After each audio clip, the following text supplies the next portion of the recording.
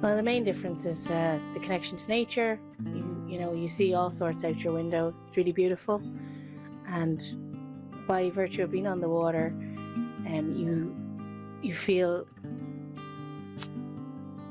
it's just a more interesting way to live. We used to live in a very small flat for a very long time, and it was very contained, and we didn't know our neighbours, even though some of them lived in the same building.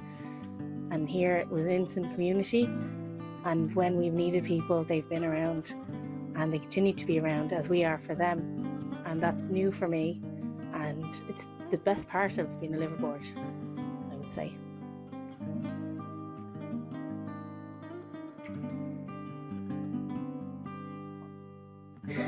We were invited to go on a barge trip with a friend of ours who lives in Leitrim, and we went for a couple of days, and it was over Easter, I remember, and we were sitting on the front of his boat going through the canals, kingfishers going across, cows down by the edge, and we looked at each other and we were like, this is amazing.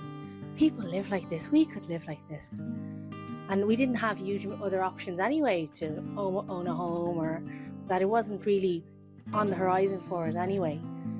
So we started to save and look and research, and eventually our lovely boat came up in Enniskillen. So we went up together and we've never looked back.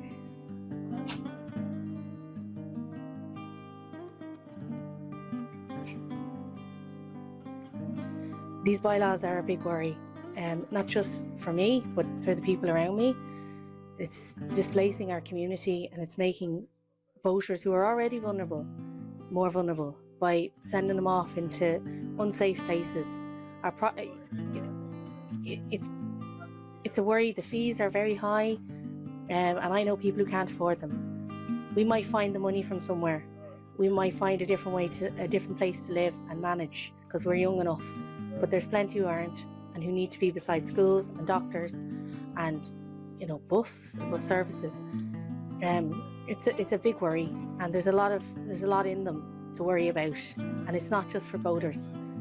People in the community need to know what's going on, and Waterways, they haven't proven themselves to be overly trustworthy, so it's hard to trust even good things that they're saying, and we don't want it to become law before we get answers and we get certainties.